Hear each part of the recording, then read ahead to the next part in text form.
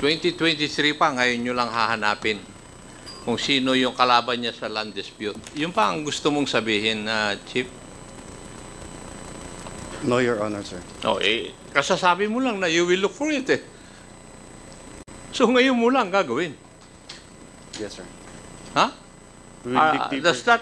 Is that not within the jurisdiction of neglect of duty? Ganyan ngayon. Hindi nyo alam. Para to tell you frankly, personally, I do not believe that you do not know. Ayun, dalawa na mag-amo. Kasi itong tatlo, ito yung operative, di ba? Yes, Your Honor. So you're telling this committee that this is a gun for hire na case? Because of land dispute? Di namin muna ma-establish, Your Honor, kung sila po is grupo sila, Your Honor. Hindi. Kasi doon sa... Hindi, kasi sinabi mo kanina, ang problema dito is land dispute. Now, kung land dispute, bakit itong tatlo ba na arestado, at saka yung isang arestado, at saka dalawang nakabail, are they the owner of that property? No, Your Honor. Oh, di hinire sila, di ba? Yes, Your Honor. Oh, di gun for hire na na case. Yun ang next question. Sinong suspect na naglagay? Kasi kung establish mo ng motive na land dispute, in short, itong tatlo hindi naman owner, what is the motive? Binayaran sila, tama. Now, sinong bumayad? Base doon sa nakuha namin judicial, Your Honor, sinabi lang po nung gunman na lupa lang po yung sinabi nilang dahilan, Your Honor. O, hindi na kayo nagparalin? Tinanong kung sino ang may-ari ng lupa na may kaso na involved yung former legal president? Bali, yung biktima? Nagtanong naman kami, Your Honor. Kaso yun lang po yung sinabi dun sa based dun sa affidavit ng gunman, Your Honor. O si Polito, ang biktima. Anong statement niya? Hindi po namin nakausap, Your Honor, yung biktima. Bakit? Bakit hindi niya nakausap? During that time po na incident, Your Honor, ilang buwan po siyang nakaratay sa hospital, Your Honor. Ito na ngayon. Hindi pa ba siya nakalabas? Hindi pa siya pwedeng kausapin? Balik kinuha na po nung pamilya niya, Your Honor, kaya hindi na namin nakausap, Your Honor. Kinuha ang pamilya na? Bali nakatira na po siya ngayon, Your Honor, doon sa family niya ngayon, Your Honor. Also? Kasi ang naging complainant, Your Honor, is yung wife po niya, Your Honor. Hindi, yun nga eh. Siyang biktima, hindi niya malang kinausap nung pwede na siyang kausapin para i-establish natin ang motive. Di ba? But of course, hindi naman hook line sinker na tanggapin natin yung statement niya. Pwede rin kasi politika, ikakabit niya ngayon yung issue sa lupa, di ba? Yes, But the sir. question is, bakit hindi niya siya kinuna ng statement? Di ba? PD, di ba dapat Your Honor, standard Mr. operating Chair, procedure natin yan? May I request for an executive session with regards to the motive, Your Honor, Mr. Chair. Mr. Chair. Go ahead, Chairman Acop. The PD of Pampanga has been asking for an executive session.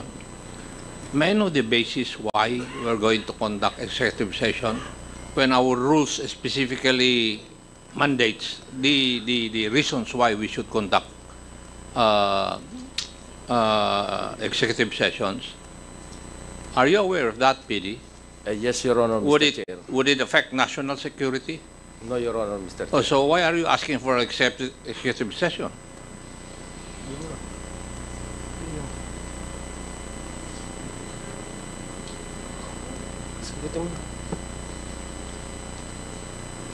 Sabihin nyo sa amin para maintindihan namin. Your Honor, during the investigation, Your Honor, hindi po Investigation ng anong kaso kay... Ayun, Your Honor, during investigation, para puntahan namin yung si Atty. Tubig, pati yung family, Your Honor. Kasi po, hindi sila nag-cooperate until yung asawa po niya, Your Honor, yun po yung lagi namin nakakausap. At yun na rin po yung tumayong complainant, Your Honor. Siya na rin ang complainant. Yes, Your Honor. So, what is so secretive about it na kailangan ng executive session?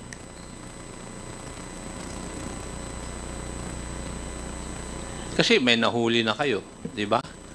dalawa ang on bail. Yung isa nakakulong siguro because of other crimes committed. Tama? So, Yes, Your Honor. lahat na it is of public knowledge. Kasi nakapile na yung kaso. Pero hindi pa nyo sinasagot si Honorable Paduano, sino pa ba ang kalaban niya dun sa land dispute? Na sinasabi ninyo na motive ng kaso.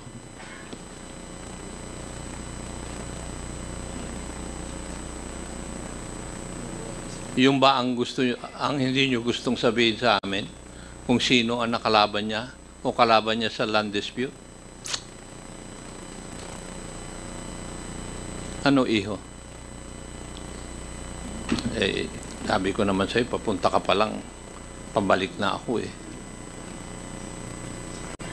Kung bakit hindi nyo pwedeng sabihin sa amin dito, you're under oath. Gusto mo, ikulong ka namin for not answering the questions which are valid? Are you going to answer or not? Based dun sa Hindi, judicial... sagutin mo muna ako. Sasagot ka ba? Yes, Your Honor. Yes. Eh, kasi I will move to cite you in contempt for not answering the question. A valid question na that. Kayo ang nagsabi na mayroon land dispute na involved si Attorney Tubig. Sino po ang kalaban niya doon sa land dispute?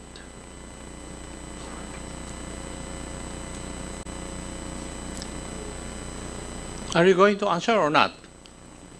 I do not have enough time here. Yes, Your Honor. Personally, Your Honor, wala kaming nakuha information kung sino po yung kalaban niya, Your Honor. Eh, paano nyo sinabi na land dispute? Nag-base lang po kami dun sa extrajudicial confession po nung gunman, Your Honor. Yun po yung narinig niya dun sa kasama niyang nagplano dun sa krimen, Your Honor. Pag dispute, hindi ba there are two sides? Naniniwala ka ba ron? Yes, Your Honor. Yes. So, mayroon dalawa na contending parties. Yung isa, si Attorney Tubig, sino ang the other side, the other party? Kayo po nagsabi na land dispute eh, hindi naman kami eh.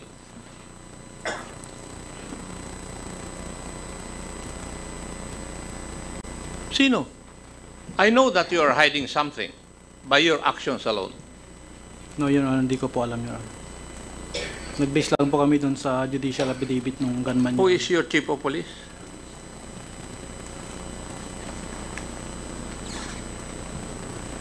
Good afternoon, Mr. Chair, sir. Police Lieutenant Colonel Roy Calulot po, sir. Ikaw ang chief of police. The current Chief of Police Officer. And Sam Fernandez. you do not know also the other contending party?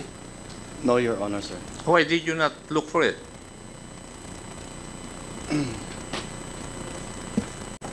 We will look for it, sir. Hindi mo naman sinasagot yung tanong ko, iho.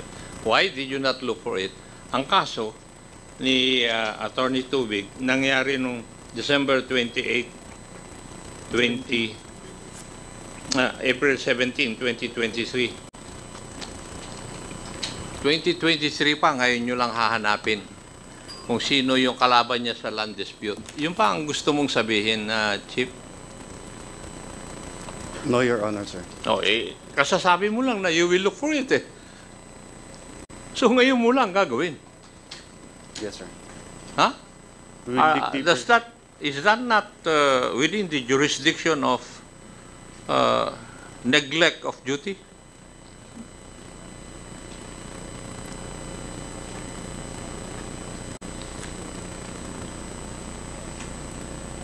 Attorney Balmonte, you were the legal officer of CIDG before.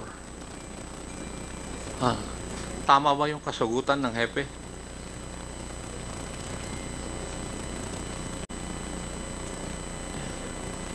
Di ba? Sa pag-iimbestiga, dapat kompleto.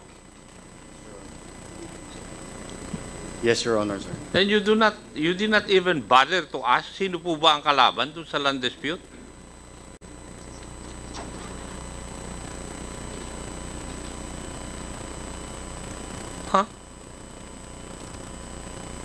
Kung ang chief PNP, relieve ka kaagad sa akin. Oo.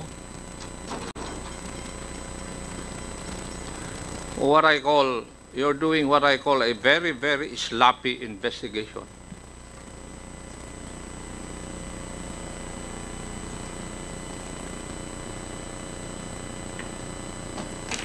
I do not know why. Ganyan ngayon.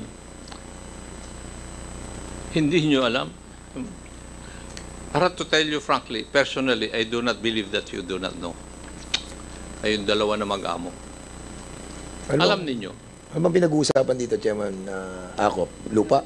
Land dispute? Kasi ang Land reason, ang motive dun sa pagbaril kay Attorney Tubig, land dispute. Gaano kalaki yung lupa? Kasi parang hindi ko pa na-encounter yung... Sila nagsabi eh. Sa So- tanong ni...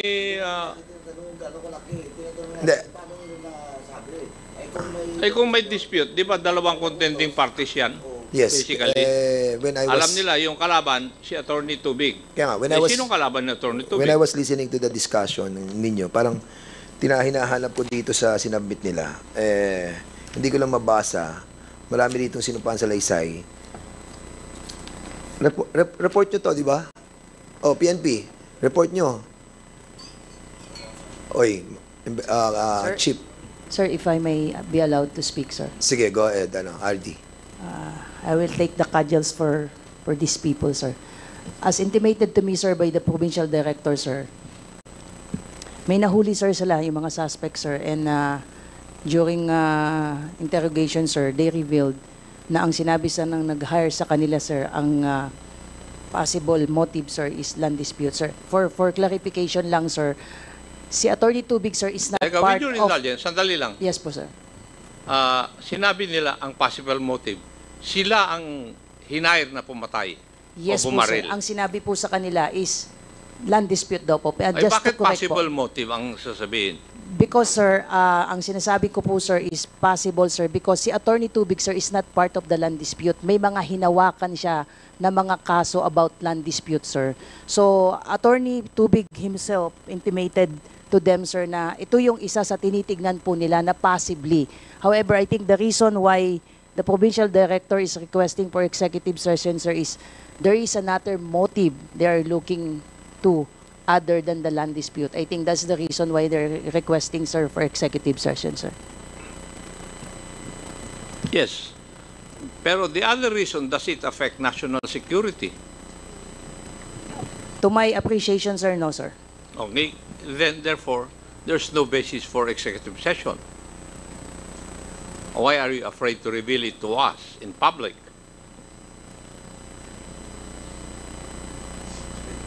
May I ask the barangay captains concerned, is this the first time na mangyari sa inyo ito? Sa akin po, ngayon lang po, kahapon lang po. Opo, sa akin po, ngayon din po. Ngayon lang. Opo, Mr. The Chair. other... Captain po, Santos. Sa akin po, marami na. Mga MPA, mga iba-iba. Minsan, ribbon na itim na yung sa akin. 35 years na akong kapitan. Kaya ako siguro sugi nila. Ibig nyo sabihin, suki po kayo, ibig sabihin, pinagbibigyan nyo po sila? Itong uli, dati hindi ko binibigyan May nahuli kami, ninintrap namin nung una Pero yung ngayon, sabi ni PD tsaka ni Epi, paano natin mahuli yan? Mag-uli ka ng GCash kanya. Nakuha namin yung GCash kaya nauli. Kung hindi mo susugalan, hindi mahuli. Kung mag-ano ka na lang. And umingi po sa GCash Kung harapan, pwede rin ako I ask this question simply because nagtataka lang ako, malapit ang election, saka nangyayari ito. Yun po yung akin. Kasi, there are, as they say, there are many ways of skinning a cat which is supposed to have 9 lives. So, maski nahanap po yung kung sino po yung gumagawa nito, baka hindi po yun ang intention talaga eh. Ang intention talaga is takutin kayo eh. Yun po yung aking tingin dito dahil bakit nila ginagawa yun? Ang daling hanapin. Di ba? Baka yung message dito, yung mas malalim na message, takutin kayo talaga. Hindi yung makahingi sila dahil kung hihingi po sila ng amount, dapat nga mas sekreto yung kanilang kwan, yung gagawa sila ng paraan na hindi kaagad-agad matrace sila. That's the point I want to make, and doon po sa inyong pagkakilala doon sa tao, did you also conduct a background investigation kung sino yung taong yun? Mr. Chair, sir, ongoing po yung ating investigation, sir, kasi hindi na po natin sila nahuli, sir. Nag-regular filing lang po natin sila, sir. So, i-file niyo yung kaso, magkaroon ng preliminary investigation, tapos na-identify niyo ba yung tao? Yes po, sir. So, ipafile doon sa korte, warrant of arrest will be issued. Yes po, sir. Ganun po yun. Yes, sir. So, my personal suggestion is para dun sa kapitan, do not take it lightly. Dahil baka na-identify lang yung tao, medyo kampante na kayo. Tandaan po natin na yung security po nyo primordial. Kasi kung may threat yan, hindi pa naman nyo alam kung talaga totoo na gusto lang magkapera. Baka merong may ibang dahilan. Thank you, Mr. Chair. All right. Thank you so much. Chairman? Yeah, go ahead, Chairman Mr. Chairman, Paduano. lang, just 2 cents worth na lang suggestion ko. Can we suspend just for 1 minute, then let the RD and the PD approach us? Para lang tingnan natin kung ano talaga yung ano. Kasi parang inamin na hindi talaga national security consideration, pero parang napakahirap para sa kanila. Di, pakinggan natin. Ano bang mahirap doon sa sasabihin niyo? Yun, Parang ano lang po, may na- suggestion lang po na baka pwedeng ano. sige, 1 minute suspension. Anyway, Mr. Chairman, can we ask the NBI if they also conducted a parallel investigation with regards to it? Anyway, si RD nandito, RD na NBI. Nandito ba yung NBI yun, ha? Oh yeah, we have invited the NBI as well. Sige, NBI, please state your name. Good afternoon, Mr. Chairman. I'm Regional Director Isaac Carpesio Jr. of Region 3, sir. Okay, speak louder, please. Sige, go ahead, Chairman Paduano. So, may parallel investigation kayo tungkol dito? Yung ginawa, sir, ng NBI during nung 2023, nag-assume ako nung nung August 2024. Si Prosecutor Lourdes Pelino Dumlao ng City Prosecutor of San Fernando nag-request na mag-conduct ng investigation tungkol sa extrajudicial confession ni Angelo Perez San Andres, sir, the wife of the victim ni Attorney Jerome Tobig. Ilang beses nagpunta yung ahente natin si Senior Agent Cyril Bati dito sa pamilya ni Tubig. Despite sa ginawa niya, hindi pa rin nakipag-cooperate, sir, si Mr. Chairman itong pamilya. Kasi according to the extrajudicial confession ni Angelo Perez San Andres, yung wife ng victim ay isa sa mga conspirators ng pagpatay kay Attorney Jerome Tobig. Despite sa ginawa ng ahente natin, nakausapin to yung asawa, hindi sila, Mr. Chairman, nakipag-cooperate. Sandali. Yung wife ni Attorney Tubig? Yes, Your Honor. It was Judicial confession yan? extrajudicial confession executed by Angelo Perez San Andres. Sino yung Angelo Perez San Andres? Isa sa mga witness siguro ng PNP, sir. Sa suspect. Oh. So may extrajudicial confession. Yes, Mr. Chairman. So ano nang status nung sa PNP with that? with that, extrajudicial confession, anong ginawa ninyo?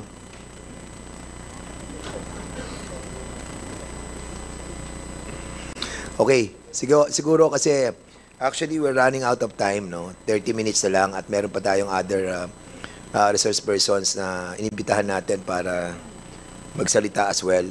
Siguro we will be giving the chance sa PNP to prepare for that, ha. Medyo ibang issue naman 'yon eh. So siguro pag-usapan natin sa susunod na hearing. So andito yung yung ating pong mga barangay captain kasi andito si Mayor, dumating si Mayor Garbo ng Mabalacat. So mayroong mga death threats na natatanggap yung mga barangay captain ng Mabalacat. So andito ba yung mga barangay captains natin who have received yung mga death threats? So siguro pwede bang maimbitahan natin sila at makapag bigay ng kanilang mga testimony? Dito yung mga ibang barangay captains ng Mabalacat. Si Barangay Captain Do Santos ng Barangay San Agustin, San Fernando, Pampanga. Sige, andyan ba si Santos, Mr. Santos? Sige, sir. You are recognized. Good afternoon po sa inyong lahat.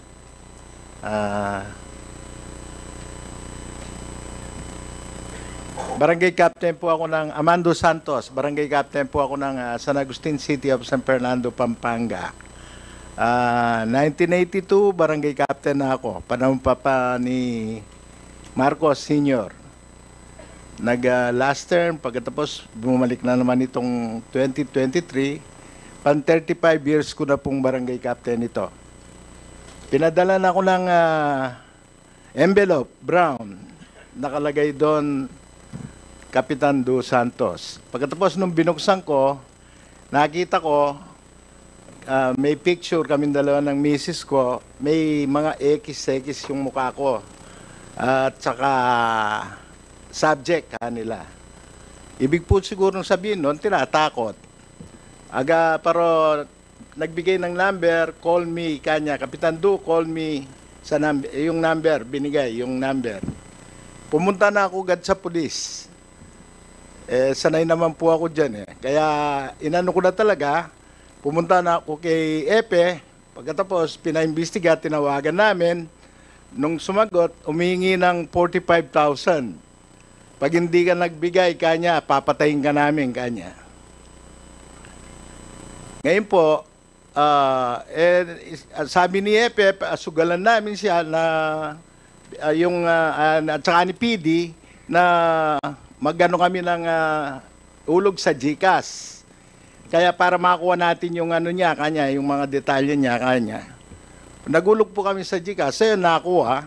Ngayon, pinailan na namin ng kaso para magkawaran. Sa pulis ko na po pinaubaya yung lahat. So sino pong may hawak ng kaso ngayon sa San Fernando Police Station? Sino may hawak ng kaso? Yes, sir. Kami po, sir. Identified na? Yes, sir. Case was already filed on January 17, sir. Yung nagte-threaten po sa ating kay Barangay Captain Amando D. Santos was the same person who also threatened yung si Barangay Captain Laverny Gopez, sir. Gopez. They are using one and the same number, sir. Pero yung kay Cap Laverny po, sir, is ipafile pa lang po natin within this week.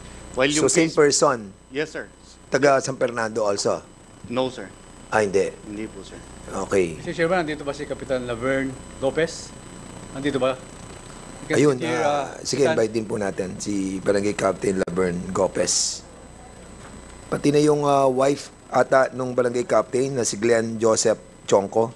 So, the same situation, yung Yes, yung incident, pareho? Yes, sir. Parehas pong pinadala ng envelope, sir. Hindi, pati yung kay Barangay Captain ng si Glenn Joseph Chonco, pareho rin? I just not know po dun sa kay Barangay Captain Chonco, sir. Pero for Barangay Captains Laverne Gopez and Amado D. Santos, sir, isa lang po yung nagte-threaten dun, sir. O sige, tanungin muna natin si Captain Laverne Gopez. Sir, ano po yung sitwasyon na na-experience niyo po? Can you kindly tell us? Good afternoon po, Mr. Chair. Yung akin naman po, 12,000 lang po. O sabi ko niya, mga 5,000 na lang. Nung ano po, ginawa ko, 2,000 lang po yung pera ko, sabi ko. Gawin mo ng 3,000. Pina-Gcash ko po. Nung Gcash ko po, ayun po, wala na pong tawag o ano po. Okay. Sige. So at least meron na tayong lead doon sa kasong yan, no? Alright. Yes, sir. Within this week, sir, we will file a case dun sa, ano po kay Kapla Bernie Gopez po. Chairman. Sige, Chairman Paduano. So, sa police po, so, yung investigation nyo now, ano ba yan? Ano lang, the motive for that case is all about extortion? Yes, Your Honor, sir. Extortion case lang? Yes, Your Honor, sir. Wala nang ibang possible motive kasi mga kapitan sila eh. None, Your Honor, sir. Wala. None, Your Honor, sir. So, extortion lang Yes, Your Honor, sir. Pero, bago si PD, kasi Chairman PD is raising his hand, pero before kay PD, CD, yung case ba nila kapitan sa San Fernando, are there other individuals or private citizens na may ganong similar na kaso? Yung extortion sa kanila? With regard dun sa San Fernando, sir, they are of the same suspect, sir. Ang tanong ko po, kung maliban doon kayo sa dalawang kapitan, mayroon na bang parang similar na case doon sa mga private citizen na nagreklamo sa inyo? O nagpa-blatter? So far, sir, for San Fernando City Police Officer, done, sir. So, sa dalawa lang? Dalawang kapitan lang po, sir. Dalawang kapitan? Yes, sir. Ibang... Mayor, do you want to say something? Good afternoon po. Sino muna? Si Mayora. Mayor Kaluwag, you are recognized, please. If I understand it right po, if you were asking po kung merong private citizen na nag-complain, meron po, di ba, Yes, ma'am. sir? Allegedly, sir, yung private citizen na sinasabi ni Mayora, sir, is pinadalhan daw po allegedly ng barong. Pero no extortion whatsoever po. Yung case po nung dalawang barangay captains natin, sir, there was an attempt to extort money from them, sir. Actually, kay Kaplab, sir, nagpadala siya ng 3,000 from the original amount of 200,000, sir. Kaya natuntun natin yung GCash account po nung pinagpadalhan at yung nag-cash out na tao, sir. Okay, so yung... sige, go ahead. So, other than etong dalawang kapitan, wala na ibang mga politicians, elected public officials, or officials, career officials sa San Fernando, naging biktima din ng ng threat. Merong nagtataas ng... Mr. Chairman, Sige. Kapitan Alan Pachu ng Dolores, San Fernando, if you... Sorry, Chairman. Okay, go ahead. Magandang hapon po sa inyong lahat. Ako po nangyari lang kahapon, Sunday ng umaga. May tumawag din sa akin, nagpakilala, Commander Lando Alcantara. Sabi niya, nagtanong-tanong daw sila, nalaman na mabuti akong kapitan, hindi nag-aabuso. Sabi niya po, namatayan sila ng dalawang matandang kasama. Ngayon, naghihingi po. Tinanong ko kung saan siya, bakit Tagalog siya. Sabi niya po, Tagalog ang gamit niyang salita. Ang sinabi ko naman sa kanya,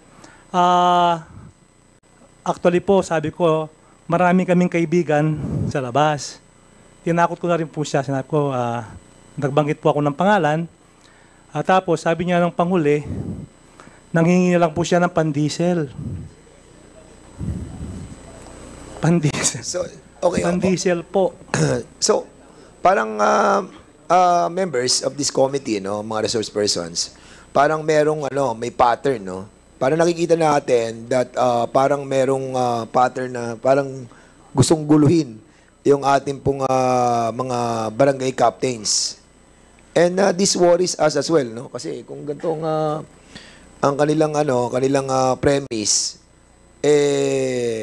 yung threat nila, parang seryoso sa una, tapos kapag lumalaban yung mga kapitan, bumibigay na rin sila. Pero initially, nakita natin yung threat na ginagawa nila. And hindi pa pwede ito ano na lang, na ma-unpunish sila, di ba? Na kailangan po talagang we have to be serious with this. Kasi ano to threat to di ba? I think coercion din, harassment, di ba? Form of harassment, especially ngayon na malapit na rin po ang election. So most likely baka merong konting political motive. So you have to look onto this. Kasi yung kung pakikinggan mo yung privilege speech ni SDS, syempre nakikita natin parang ngayon lang nangyari yon. So I think you have to look on this as well, no? Nung una patayan, tapos ngayon parang meron namang mga texts na ganyan sa mga mayors, tapos mga death threats. So kailangan matigil po, no? So yun ang aking nakikitang diyan. Situation right now na kinakaharap ng ating mga public official, like most especially yung mga ating mga barangay captains. Kawawa naman. Siyempre, reactive sila dyan Mabuti na lang, marurunong sila magpasakay. Ayun, bumababa yung from 200, naging 2,000 na lang. Naging 3,000 ba? So, Chairman, po. Okay, Chairman Paduano. Attorney, sorry. Kap, yung sa dulo, Kap, sabi mo kahapon lang, yung case mo, Opo.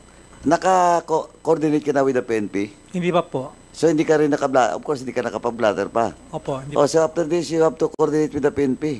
Opo, no? opo. Para yung security mo at the same time mga steps that should be taken in consideration to that message. Opo, sa iyo. kasi po last week nagpunta yung isang pulis, yung kabali kong pulis sa Compacto.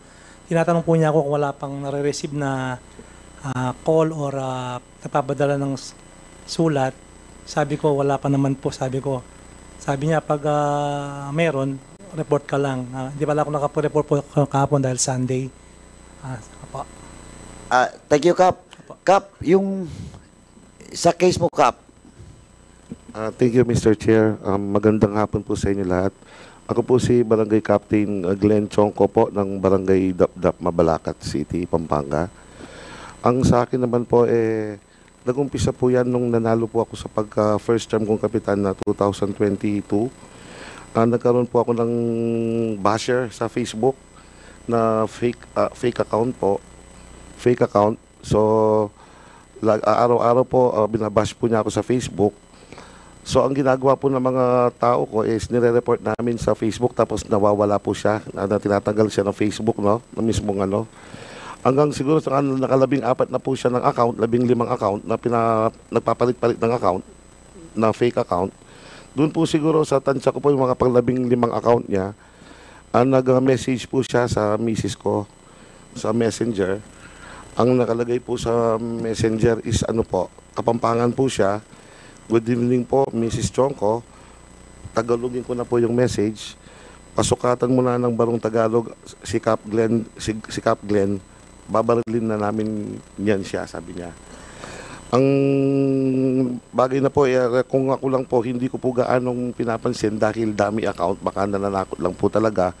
Siyempre po, yung pong pamilya ko, lalo na po, misis ko po yung nakatanggap ng message. Kaya ganun ko pong sinangguni sa mayor namin, kay Mayor Chris Garbo.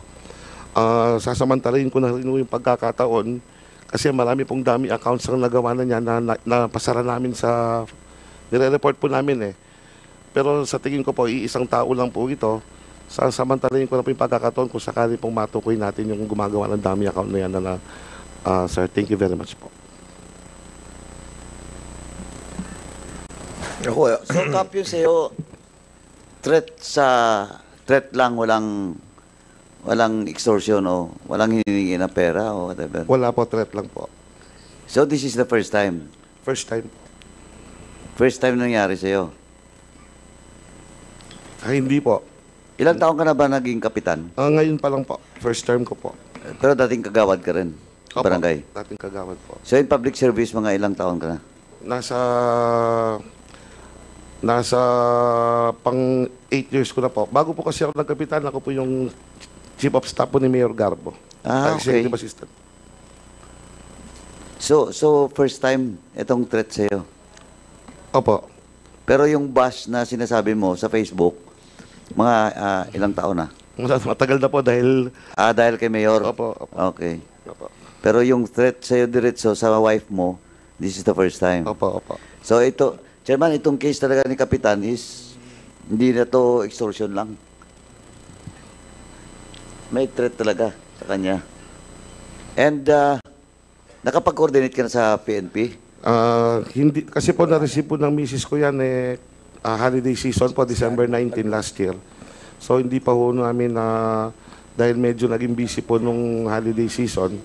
Kaya sasamantalahin ko na po yung pagkakataon para po matulungan po ako para ma-identify po yung tao dahil marami na po yung mga dami accounts na ginawa niya. Sandali, Sa tingin ko, isang tao lang po kasi. Dali, ikaw ba ang dating chief of staff ni Mayor Garbo? Opo.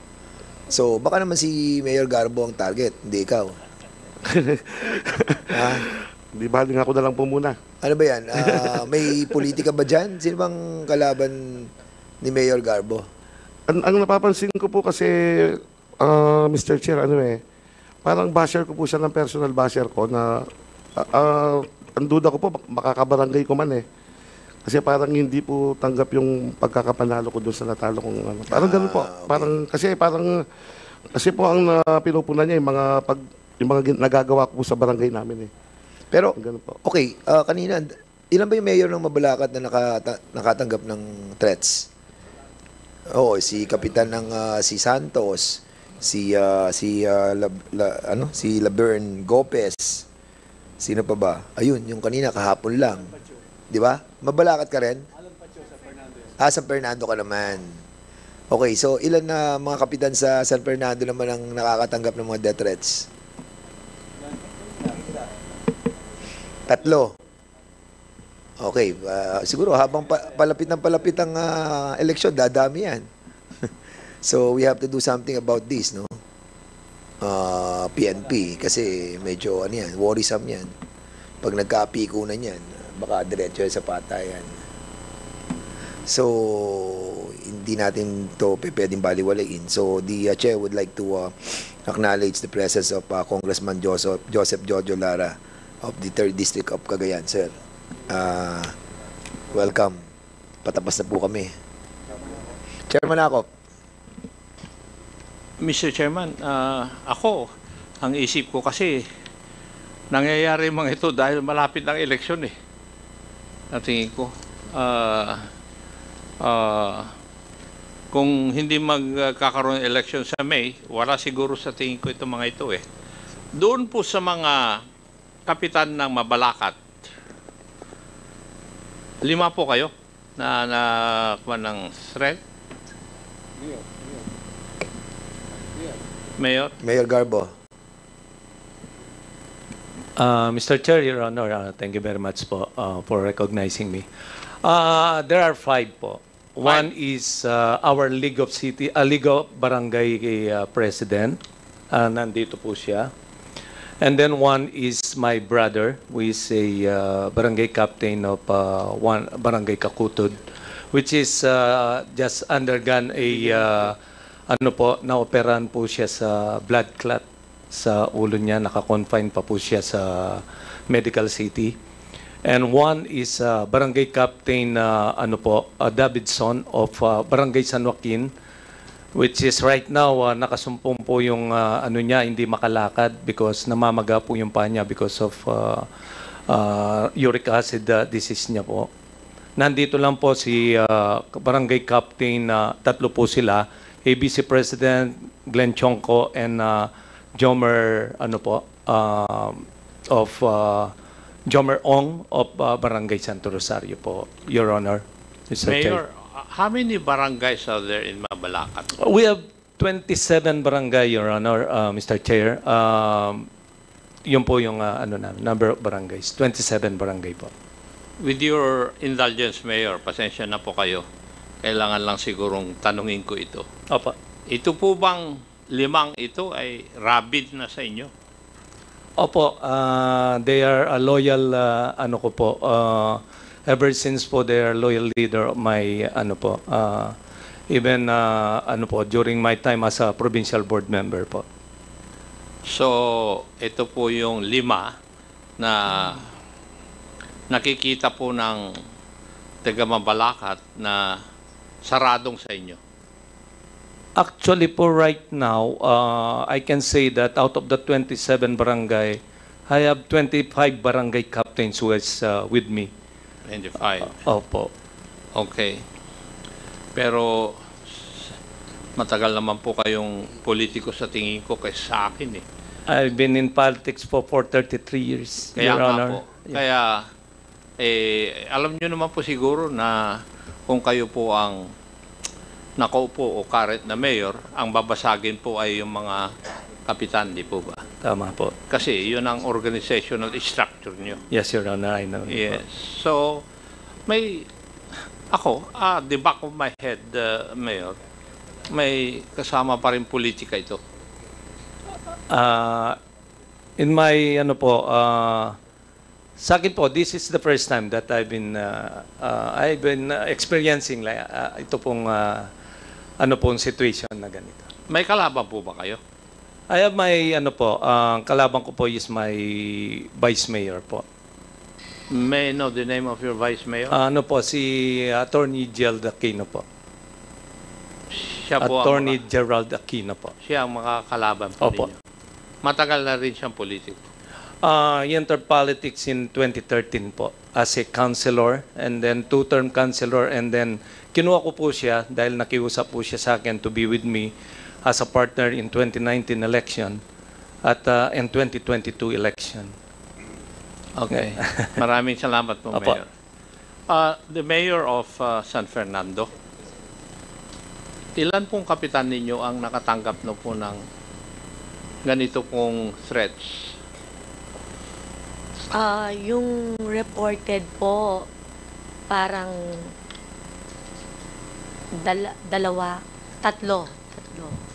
tatlo po.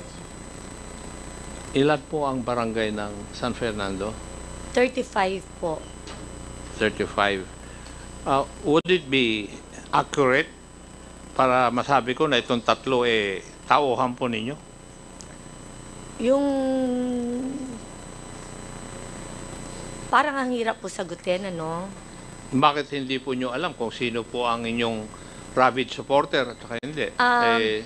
Kayo po ang Kasi mayor. po, ayoko pong mapahamak sila, syempre. Nakita nyo naman po, kahit yung sa kapulisan po natin, hesitant silang magsalita. What more po, yung mga kapitan natin, di ba? Tsaka yung napapadala ng threat. Hindi naman po yung kapitan tinatanong ko Kayo po mayor ang tinatanong ko Oo, kasi po, Siyempre, alam po ninyo kung sino sa 35 barangay captains ang talagang sa inyo. Di po ba? Hindi po, kasi po, yung po kasing ibang kapitan, siyempre, pag kinakausap nila ako, sabi nila, sa akin sila, takot lang sila. So, paano ko po i-disclose ng easily in public na sa akin sila? Kasi, siyempre, baka i-threaten na naman po sila. Kasi, sa totoo lang po, yung mga barangay captain ko, pinoproteksyonan ko rin po sila. Kaya nga sinasabi ko na lang sa kanila na tahimik na lang sila, wag na lang silang kumibo, para hindi na lang po sila mapahamak. Kasi po, iba yung eleksyon namin ngayon sa San Fernando. Alam po ng lahat yan. It's a public knowledge po na hindi na po kailangan talagang tanungin. Alam naman po talaga lang lahat. Bakit kung ano po? po yung sitwasyon namin sa San Fernando. Ano bang meron sa San Fernando? Kasi po, taga Rizal ako Kaya nga po. Ako naman, taga Laguna. Anong pagkakaiba ng election Kaya sa sa election totoo namin? lang po, Your Honor, gustong-gusto ko po yung nangyayari ngayon na pinag-uusapan po yung killing sa Pampanga, maaring manahimik mo po for a while kasi ini-investigate nyo po. So, malaking bagay po sa amin ito na matatahimik po ng konti. Kasi sa totoo lang po, marami pa pong hindi nare-report. Kasi nga, takot. Yan ang hirap eh. Pero nakita naman po natin ngayon, kahit yung mga kapulisan nga po natin, hindi sila makapagsalita publicly. What more po kami? Kasi parang kagaya po nung nagsalita kanina, yung mga biktima na parang walang nangyayari. Kaya takot na silang magsalita. Kasi pag nagsalita sila, tapos wala namang mangyayari, hindi man masosolve yung kaso, so parang nagiging precedent po talaga. Nakikita naman po natin ngayon ang nangyayari, Your Honor. Sana po, wag niyong mamasamain kung nagiging totoo lang po ako. Hindi ko po minamasama, Mayor. You can, I can guarantee you that. Dalawa lang po yung, hindi pa, may isa pa akong katanungan na hindi nyo nasagot dahil galing din po sa inyong sariling bibig. Ano po ang pagkaiba ngayon doon sa eleksyon ng San Fernando ngayon? Malaking pagkakaiba po ngayon. Ano po ang dahilan?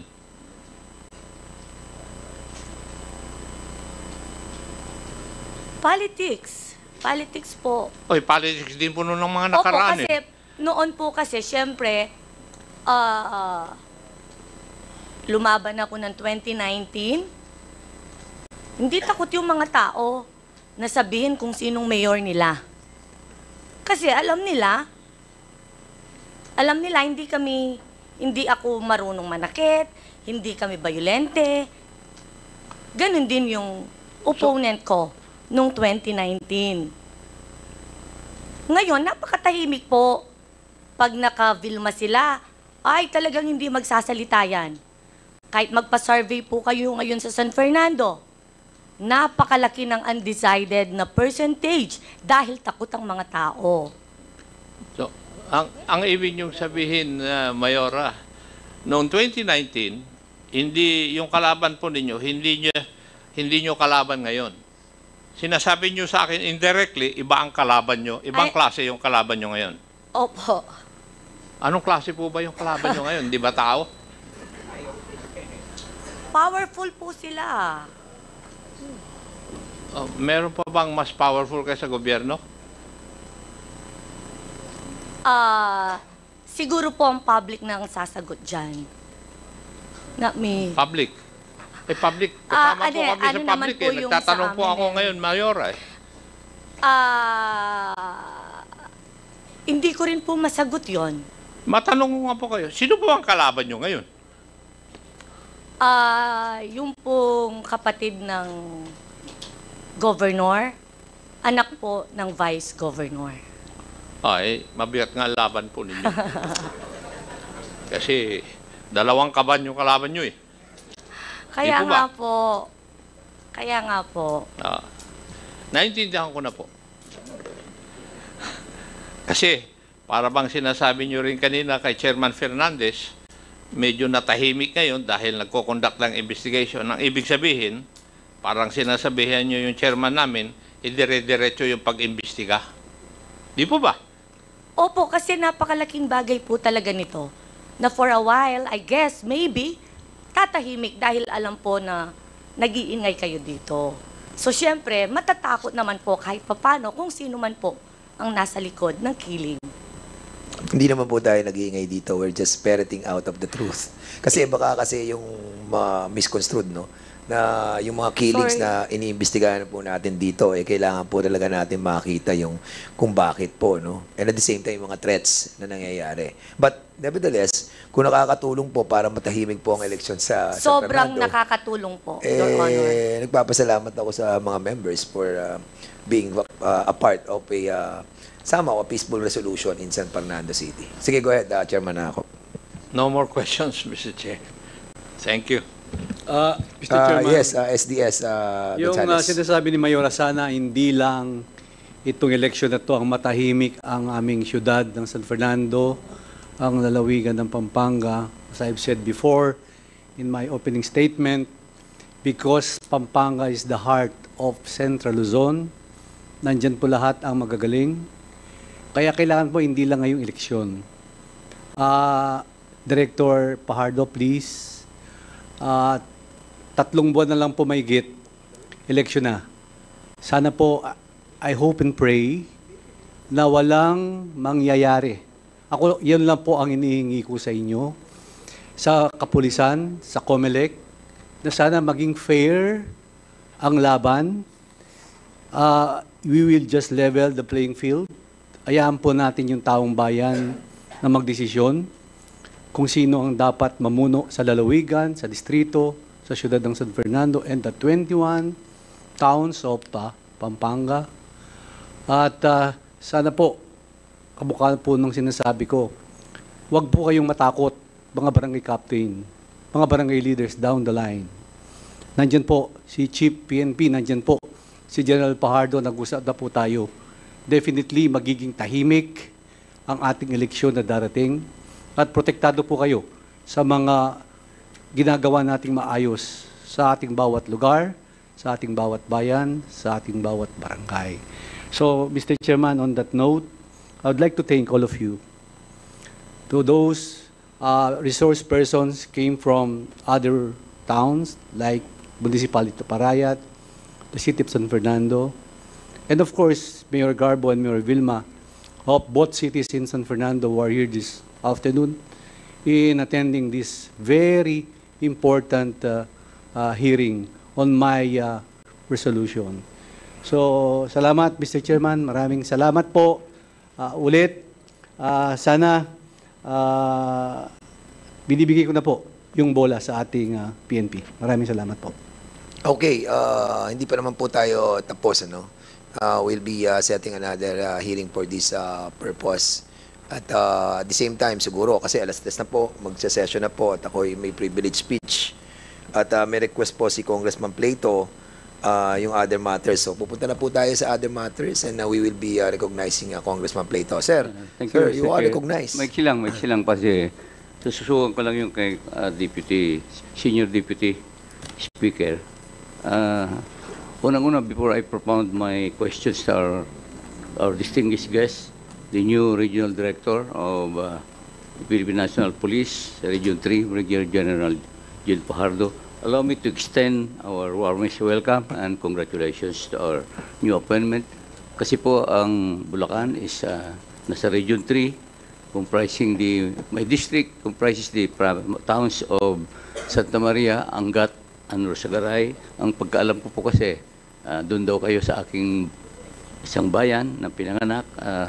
Kaya po pinagmamalaki namin na manggaling yung ang Regional Director sa aming distrito. Congratulations po.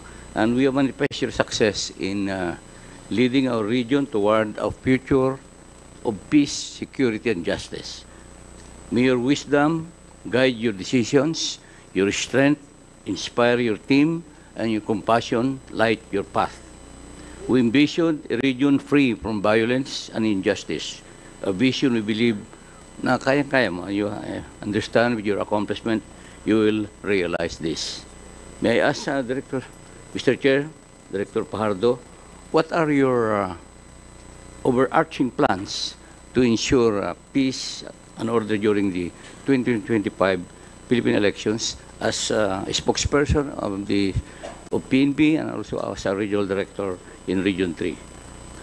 Another thing, Mr. Chair, what specific measures will your office implement to prevent election-related violence and ensure voter safety? And another thing, alam po, marami pong nanonood kasi sa atin all over the country, mga local officials.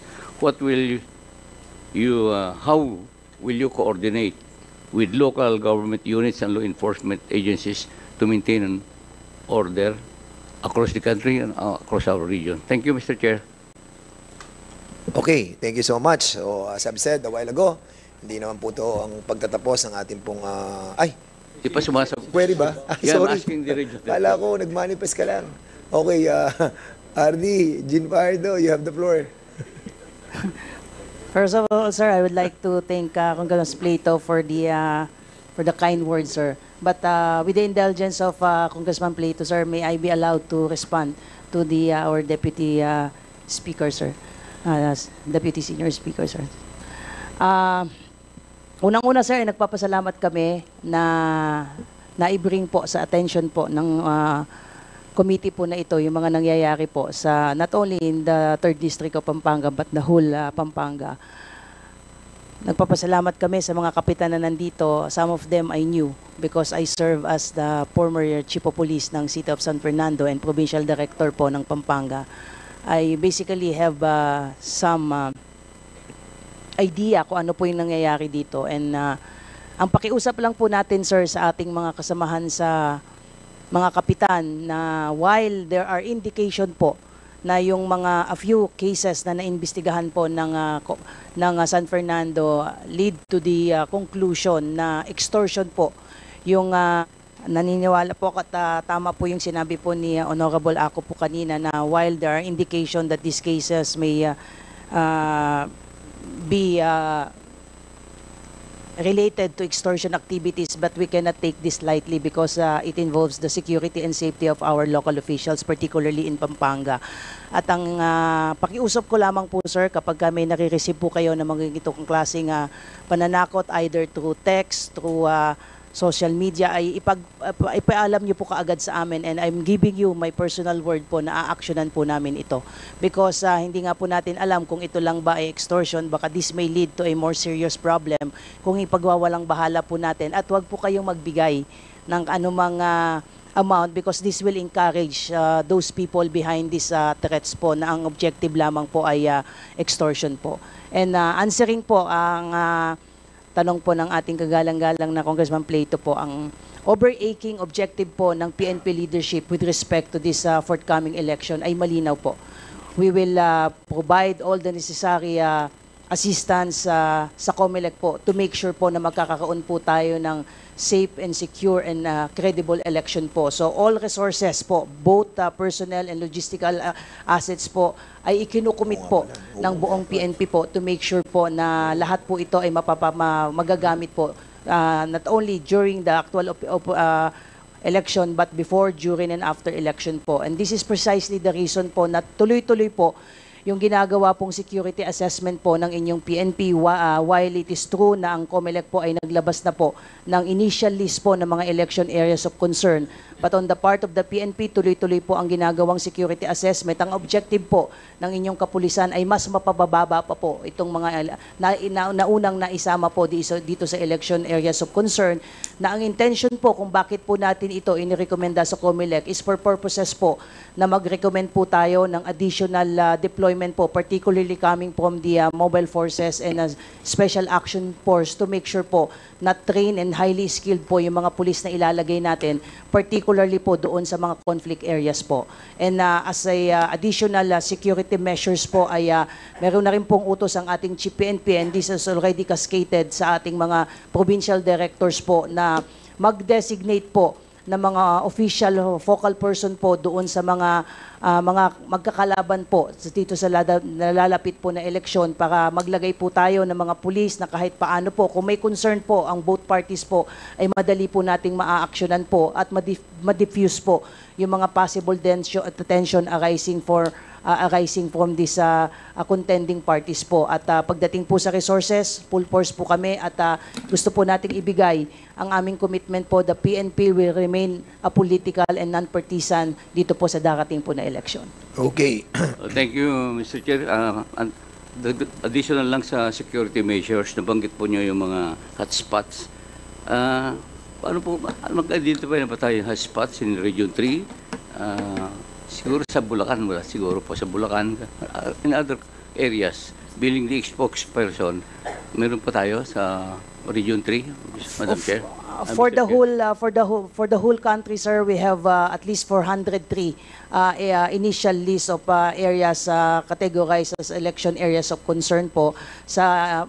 Sa Bulacan po ay meron po tayo dyan, particularly yung dalawang isang city po dyan, particularly the city of San Jose del Monte in Bulacan. In Pampanga po, we have 14 po, 9 towns and 4 cities under yellow category and 1 in under orange category in Nueva Ecija, and the rest po is falls under green category. So we are working very hard, sir, na sabi ko nga po kanina na we're trying our very best po. Yun din po ang gusto po ng COMELEC at yun din po ang sinang-ayunan po ng PNP and AFP and Philippine Coast Guard na habang papalapit po yung election ay mas mapapababa po natin yung mga areas na nasa AYAX po natin, particularly yung 38 po na areas that were categorized under red category po, sir.